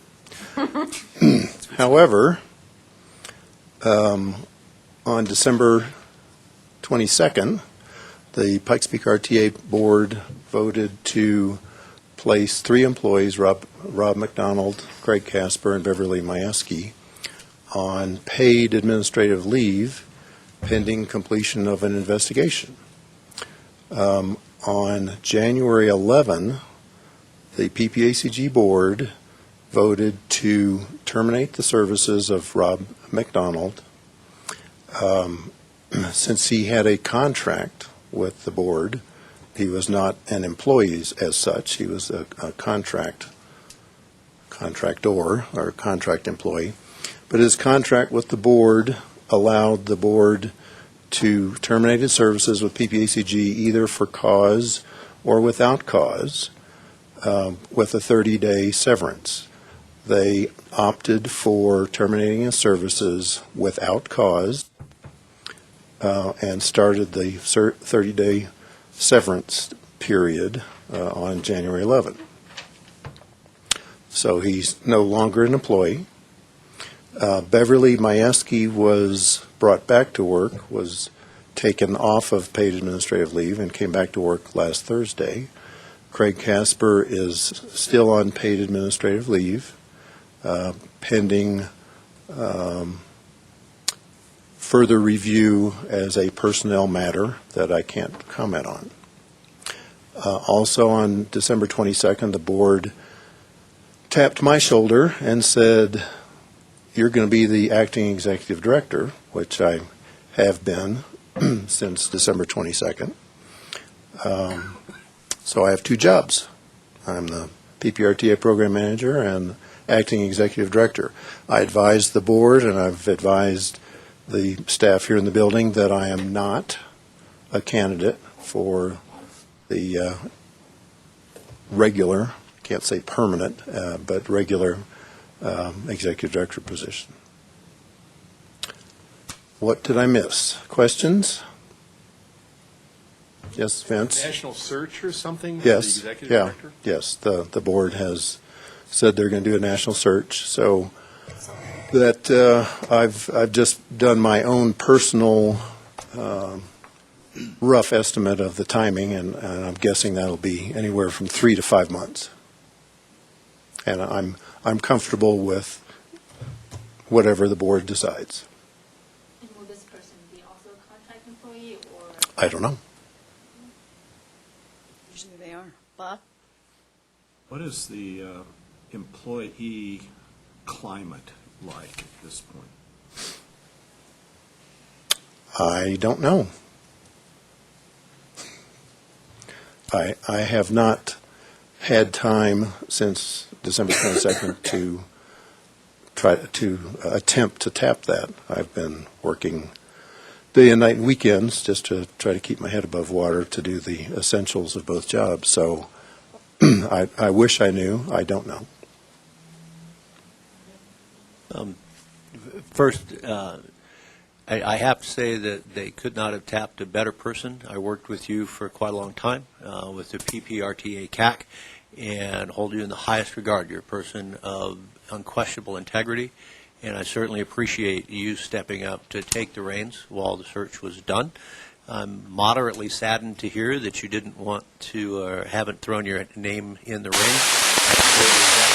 ring, but certainly respect your opinion. Thank you. And really, at this point, that's all I have to say. I'm not going to beat you up until you get at least 30 days under your belt. And then, we'll start next month. But thank you very much for stepping up to the plate to take charge of this. It's a great organization. You're very well respected, and thank you. Well said, Thank Scott. you. Thank you. Thank you from all of us for holding down the fort. Any other questions? And maybe when I do get some time to get out from under the absolute essentials, I might try to tap into the feeling of the folks in the building.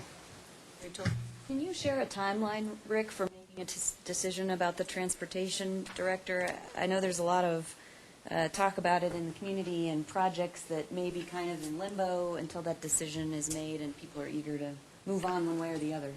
I ventured a timeline with the staff a couple weeks ago, and I didn't meet that, so I hesitate to hazard another guess, but I will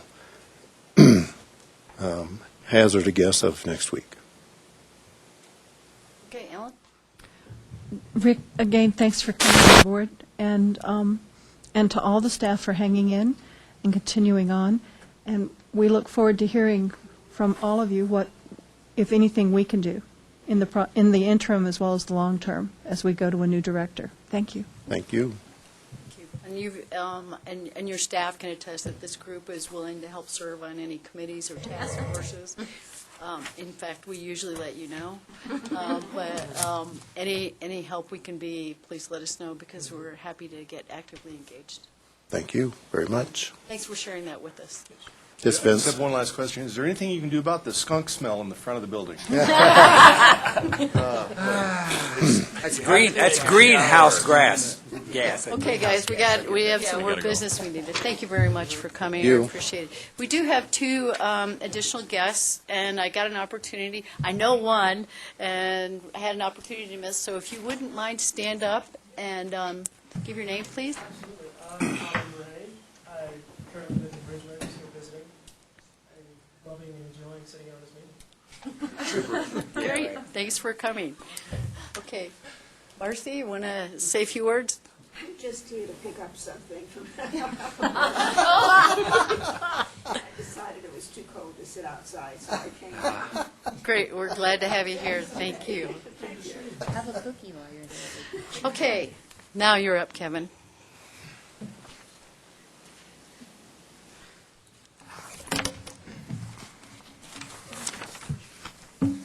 Hello again, Kevin Reyes, Transportation Planner here with PPACG. So last month I took the not one penny extra policy to the Board of Directors for a recommendation. If you all recall, we had a vote on this also in, I think it was in November, we voted in the CAC to keep this policy. And Better. what's that? Until you had something better. Until we had something better. So That was the tone. So I brought it to the board. The CAC and PPACG staff both recommended to the board to keep the existing policy, and the TAC recommended that we eliminate this policy and adopt CDOT's cash management advance policy, in which we can take money from future years and pay for projects in current years, and also allow project sponsors to rescope a project. So I brought both of those recommendations to the board, and they voted to table the item and send it back to the committees for further discussion.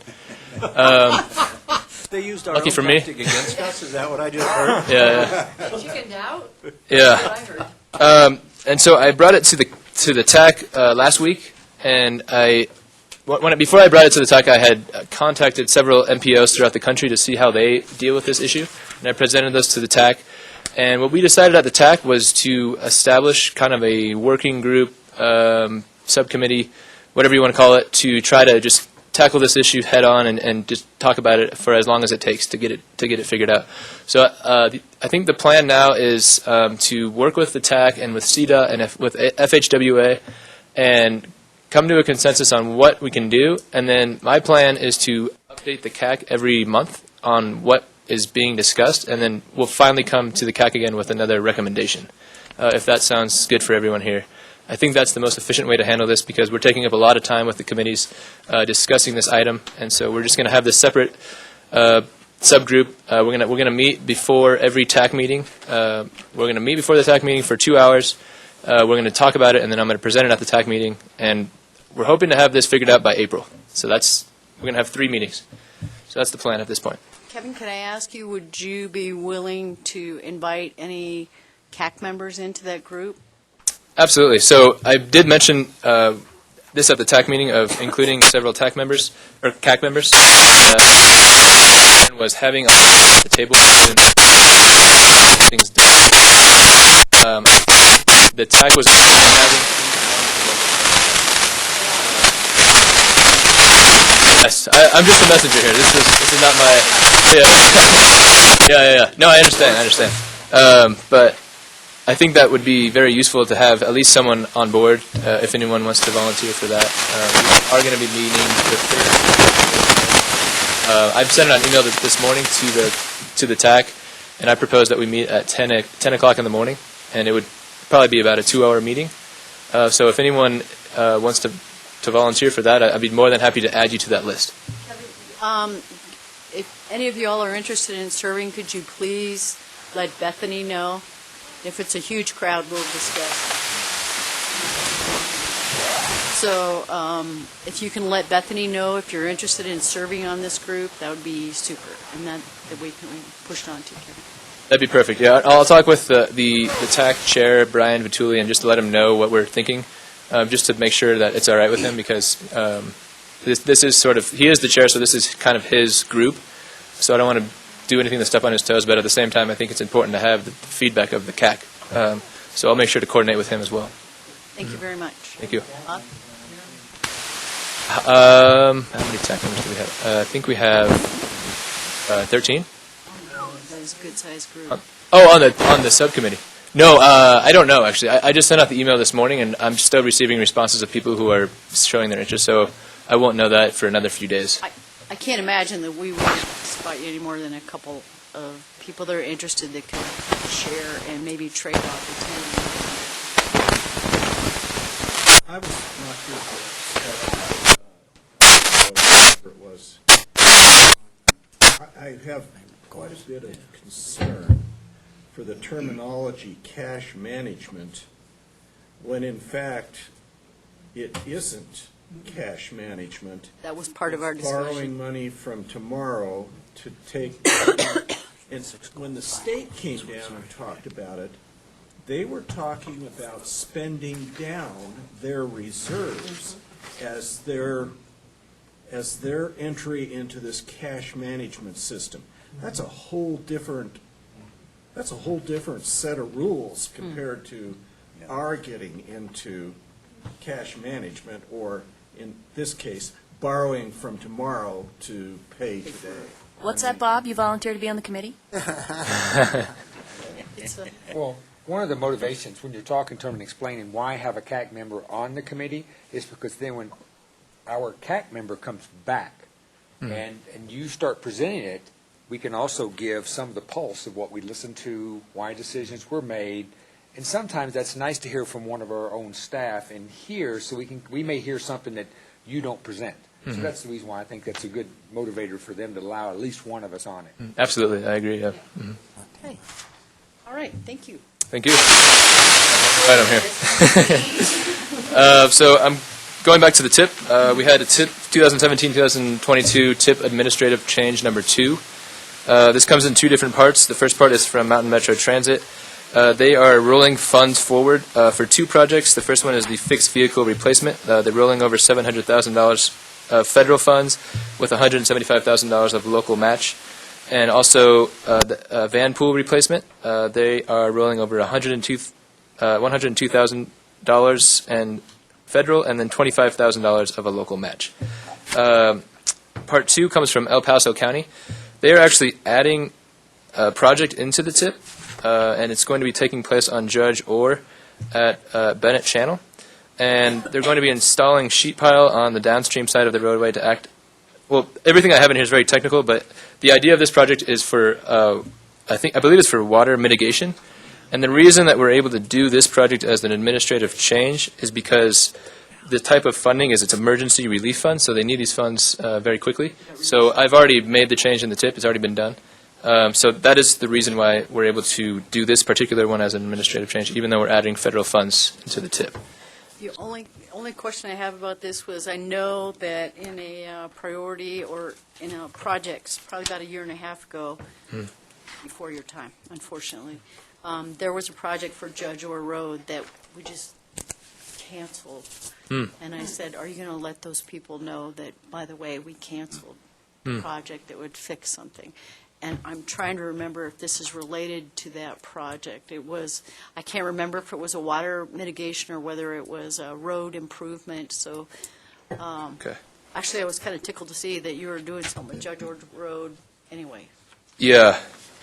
I'll ask Ken. Ken is he knows everything that's going on here, so I'll follow up with him and see if there's a project that was on the Judge Orr before this one, and let you know if he can remember anything. Because I'm glad, because it beats me if we notified those people that project was not happening. Yeah, that's a good point. Okay. And for future administrative changes, I presented this at the TAC. Just for time purposes at the meetings, we're proposing, if you guys are interested, instead of me presenting administrative changes, if I just send an email to the committee, I think that would save a little bit of time on our agendas, since we seem to be having very full agendas lately. We do have another administrative change coming up, and if you prefer, I can just send an email and not have an item on the agenda, but if you would also prefer, we can keep it on the agenda. We could put it on the consent agenda, because that's a good point, because the nice thing about it is if it's on the consent agenda, then we're pretty much, quote-unquote, approving it. But if somebody has some dire questions, they can pull it out of consent, and then we can have you discuss it. Is that clear? That sounds great. The only thing about administrative changes is they don't require a vote. I know. But we can definitely do that if you want to you just want to have it there to have the option to talk about it? Yep. Okay, that makes sense. And if there's no interest, then you won't hear anything. Okay, well, I'll do that as consent then. That sounds good. Perfect. Thank you. Okay. All right, items for next CAC meeting. Anything, any new information or anything that anybody wants to bring forward that we can put on the agenda next time? What if we set aside in the next meeting, to talk about some of the things about what our new responsibilities are? There's a lot of technical questions that come up here, and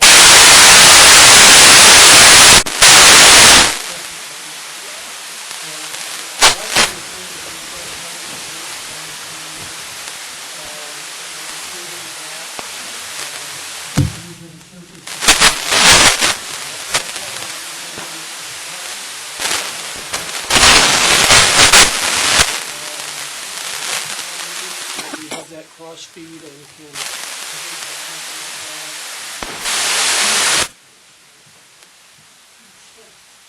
Tell me what it is, and I'll tell you if I want to take credit.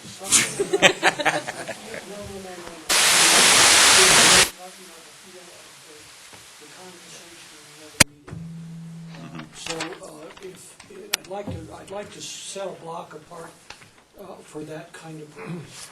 Didn't we used to have PAC represent themselves? For a while, there was a Is that lady that Michelle used to that's- come from the TAC, Yeah, here, you know, for. Chavez from El Paso County. Yeah, Victoria. From Victoria. Yeah. And and I don't know if that's why Brian was here today, because he's the new chair. No, I don't know. See, he's the new chair of the TAC? Yes. Yep. Do you want to start the meeting half hour early, I don't know, it's 2:30? up to the new chair. 2:30 instead of 3? Could I just hold that until I can see what the rest of the agenda looks like, Yeah, please? Might be- Sure. Yeah, Good idea. please, thank you. I might just add, during the year I was chair, I talked with Jennifer Irvin Oh, that's about right, Jennifer. trading both ways and having a representative from them at our meeting and from here there. And I really think that would be very valuable to gain an understanding of what motivated them to do certain things from a technical standpoint. It might help us deal with some of the technical issues that we don't really and the other, it goes both ways. I mean, if we look at their meetings, because we don't always agree with them, and maybe that's the way it's going to be anyway, but it sure would help, I think, communicate better than we are right now. Bethany, could you put that on the to-do as a reminder then? Okay. Okay, any other comments you all want to add? Okay, and you've got your meeting schedule. Any other member announcements? Yes. You're all invited. League of Women Voters is having a Love the League party. Force them on you. It's a Sunday from 3 to 5 at the Cottonwood Center for the Arts. We'll have refreshments.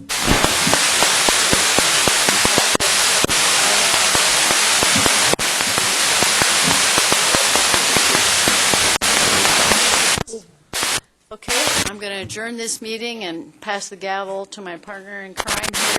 And thanks again for all your it was a great learning experience, great opportunity to have such an active group. So thanks again. Thank you, Jim.